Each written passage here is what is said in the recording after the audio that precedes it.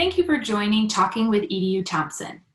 We know the most effective leadership is almost always one of the main and primary drivers of growth, development, and innovation in schools and districts. Every leader right now is in an uncharted territory as they navigate a new school year filled with ambiguity. In today's episode, we are going to talk with three amazing leaders to learn about what they are doing to support leaders in their schools and districts. So let's get started. My first question to you is, how do you define leadership? Well, I can start because I am reading Coaching for Equity by Elena Aguilar. You've all heard about her, and I was super excited when her new book came out. She quotes Brene Brown in the introduction and says, "A leader is anyone who takes responsibility for finding the potential in people and processes." And I really appreciated that because I feel like every leader has in them what they need to lead. It's my job to help them discover it, develop it, and share it. Well, and I would definitely agree with you. I'm a huge fan of both Aguilar and Brene Brown. And I actually gave our principals the book Dare to Lead. And we are focused on doing some work around courageous leadership this year, using that text as a launching point for us. I define leadership as one's ability to improve the capacity of those they serve. And so I see it as my responsibility as a leader to be able to draw out of others the absolute best potential that is already present within them. I think it's important to recognize that the biggest challenge I find that leaders seem to have is the challenge of courage, being able to act with courage. And so figuring out a way to influence their perspective and their thinking and their confidence in themselves so that they then can execute with courage and confidence is what I see as a central role. But I think leadership is about how do you help make others better? How do you help other people reach their maximum potential? I agree with what's been said so far. Those are great definitions. I think over the years, about 20 plus years in education, my definition has changed. I'm an avid reader of leadership books, and as a classroom teacher, those 25 students in front of me, I was their leader. And now we talk about personalized learning where it's not as much top-down teaching, and the students are supposed to have voice and choice, and they're supposed to be leaders within the classroom. And as I think of my leadership career, now I'm an associate superintendent, I really think more along the lines of John Maxwell, and he talks about multiplying leaders. And so I really feel like early in my career, in my 20s, I was trying to get better and maybe get to the next level or the next job. And then as you get older and you get a leadership position, it doesn't really matter at my level now if I'm the best leader or if I win 3 more awards to hang on my wall, a plaque. What matters is that we have teacher leaders and we have principal leaders and assistant principals who become principals, and we have a leadership pipeline. So I don't know if that's a definition, but I do believe in multiplying leaders. And I think that if I multiply 3 principal leaders, they multiply 3 leaders in their school, and then we have leaders in every school across the district. I love what you all said, and especially the fact that you all really hit on different components of leadership, and that it's really not a role, so to speak. Like it can be a teacher, it can be a school principal, it can be a district level person, it can be a student. Leader is really, growing that capacity like you all said. So love that. My next question then is, how are you supporting your leaders? How are you multiplying them? I think it's about being very intentional in how we spend time with them. And so in our school district, I've been working with other colleagues in our instruction department to develop a very personalized professional learning pathway plan for our leaders. So Stephen mentioned that with personalized learning, students need voice and choice. I think the same is true with principals. And so trying to find the entry point for opportunity for growth for each of them and what they need and the kind of support they need, and then leaning into that and designing experiences that really support their learning, so that they then in turn grow in their leadership capacity and are able to grow others that they serve, I think is really important. So we've really worked around how we can meet their needs based on where they are in their leadership journey. And that looks different for different leaders. You know, a brand new principal and what that person needs is very different from someone who's done it a while and perhaps has many years of experience under their belt. And so being mindful of that, I think is very important as we work to support them. I think back to the first time an assistant superintendent took me to a conference and said, we're going to co-present at this state conference. And I said, oh, no, we're not. I said, I'll cheer for you, but you can present and I'll watch. And she said, no, it's time for you to be a co-presenter. And so after that, you know, the next year I presented on my own. But those are the kinds of things I look back on, people who influence me as a leader, and how can I do that for someone else? So whether it's one teacher or a panel discussion, going to a state conference or a regional conference and presenting and helping people have their first conference presentation ever. And then with our principals, I agree. Coaching, we have 2 outstanding executive directors of elementary and secondary, and providing coaching and phone calls and personal visits, and knowing that person likes a Diet Coke or they like a cherry slush from Sonic, and taking that person a drink after a hard day, knowing each leader. So it's investing in people, not just sending out emails or going over to the school when you need to put a fire out, but it's investing in leaders, and then, you know, raising the bar for leaders. And so we do a lot with our principals. And then a third thing that we do is with our teacher leaders. We identify our teachers and people who are strong at teaching and curriculum design, and we bring them in for what's called the board approved curriculum review cycle. So last year we had all of our world language teachers, and we had about 60 K-12 ELA teachers, English language arts. And through their board approved curriculum review cycle, they spend a year analyzing the strengths and weaknesses of the curriculum. So we like to say by the end of the year, we have guaranteed curriculum created by your teachers or by Fayetteville teachers for Fayetteville teachers. And people take a lot of pride in being on these committees. So it's more likely that the curriculum will be implemented if someone says, I had a voice in that. I was on that committee for 8-10 meetings, or I was on the committee for over the course of a year, and we are going to implement this because I spent a lot of time working on it. So we're really proud of that. And during COVID-19 and during school closing, some of these people that have been on these English and math and science task force, they stepped up because we had invested in them. We didn't ask them to do anything extra. They just did it because I think when you breathe into someone, I think you're a leader.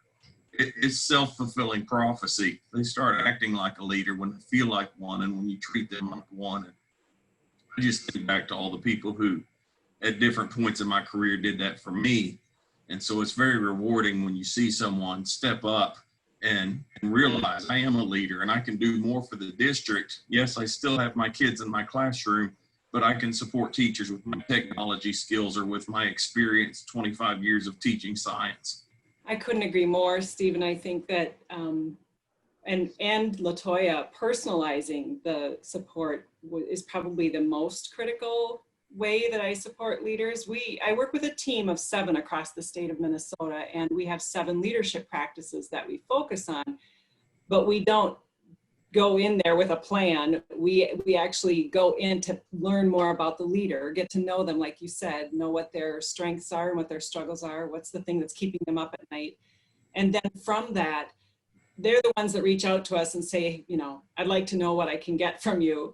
And then we work through a plan, personalized, just like you said, where they can focus on their passions, on something that's really important to them, their own action research, their own inquiry to develop what's important to them and what will move their teachers. And I think about how you said a new principal or a novice principal might have a different need than an experienced veteran one. And it's exciting to me when a 17-year principal will say, this was renewing, this was, you know, refreshing, and that kind of thing tells me that the personalization and the knowing them is so critical to helping them move forward in their practice.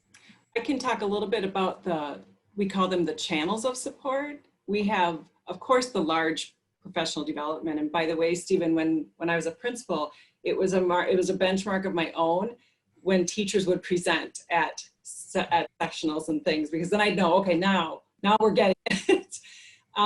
The second way that we support is networks, setting up regional networks where they can talk and learn from each other. We're finding that that's the greatest thing that's appreciated, is just give us space and time together.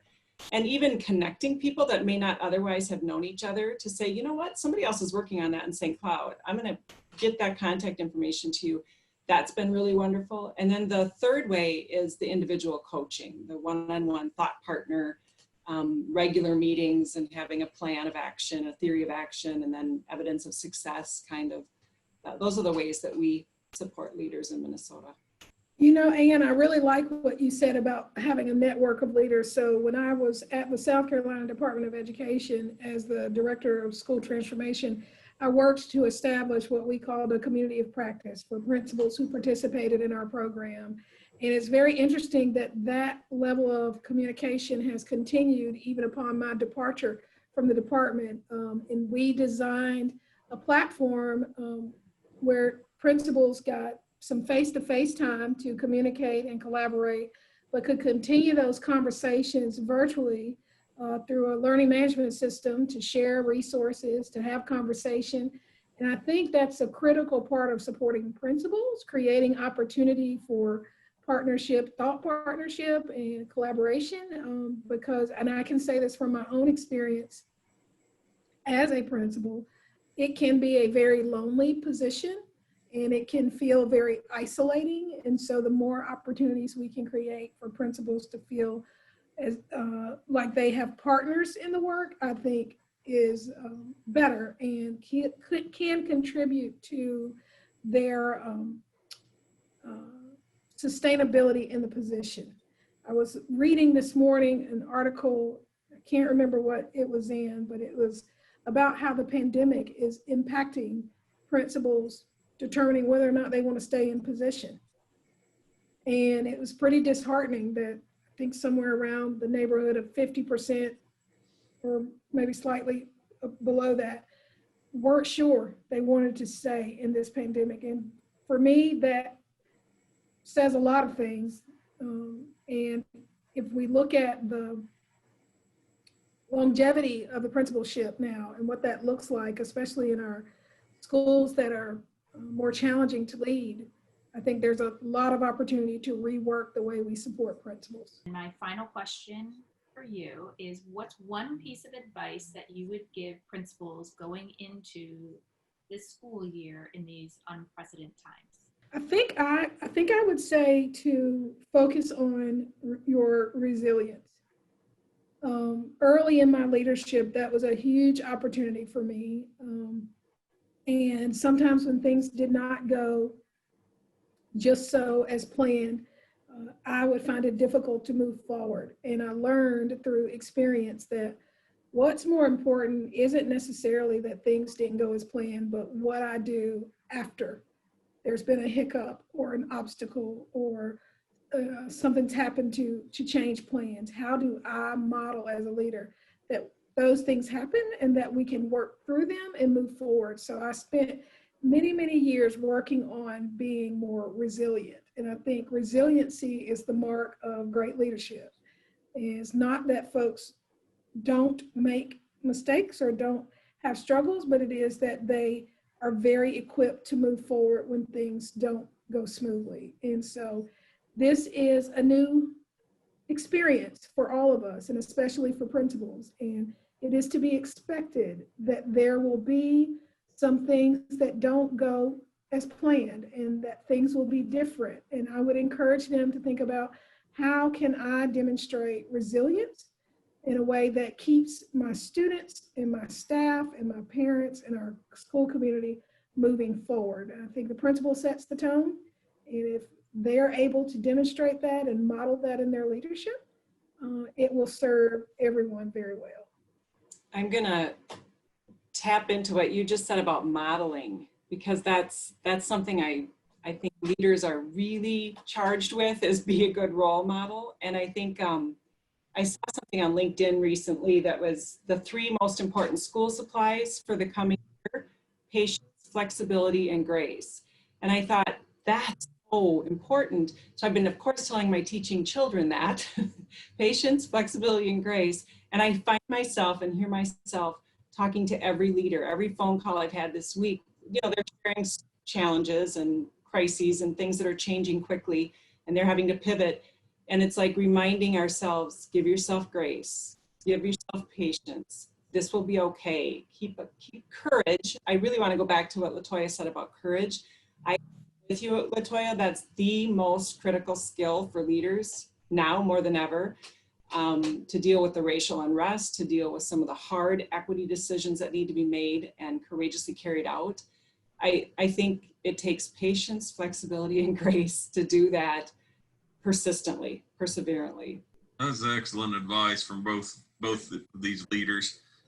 I say adaptability, and people may laugh and say, we've been adaptable since March, give me a break. But we do have to continue to be adaptable. We don't know what's going to happen next week. We don't know what's going to happen 3 months from now. So this is not a traditional back to school opening day. Even open house in many school districts was a virtual open house. And so things are different, and we could get really worked up about it. But I would encourage you and offer you encouragement, as was mentioned by Ann, give yourself grace, you know, take a break, take a breath, write in a journal, reflect, take a pause at least once daily, if not once a week, and take a pause, and then be adaptable. And then finally, I would offer up a book.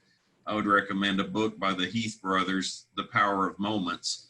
I think we need to create more moments for families and students this year. And we saw evidence of this in the spring. Graduation had to be delayed until mid-July in most districts in our state. Some graduations were held virtually. Senior awards night was virtual. Prom never happened in some districts. So if you can't have an event that's a traditional school event, and that's for seniors or that's for kindergartners, how can you create a moment? And just this week, on opening day of school, we were not allowed to let our parents walk down the hallway to kindergarten. It's almost a moment that parents wait for, the kindergarten or the first child going to kindergarten. So a school that I went to on opening day rolled out the red carpet all the way out to the sidewalk. They rolled it all the way to the classrooms. They had a bubble machine. They had music playing. They had the mascot out there. And then the kids socially distanced about 6 to 8 feet apart. And it didn't seem awkward when they had to walk 6 to 8 feet apart, because from the very first day they ever walked into kindergarten, they were 6 to 8 feet apart, but they were treated like royalty. And all their parents stood and they cried and they cheered and they took their pictures, and it was different, but that principal and that staff created a moment. So how can you create a moment? We're going to suffer a lot of loss, and we're going to feel like things are taken away from this year's kindergarten class or this year's senior class. But if you create more moments like the Heath brothers describe how you can do, then it'll be a different moment, but it'll still be a powerful moment that family will never forget their child's first day of kindergarten. My 3 takeaways from this talk are: 1, everyone is a leader, and those who support leaders are the ones that are invested in building others' capacity. 2, leaders, no matter what their position is, needs personalized coaching and support, as everyone is at a different point in their journey. And 3, as leaders, we need to model how to have patience and be adaptable to different situations. Thank you for joining Talking with EDU Thompson. We look forward to seeing you next time.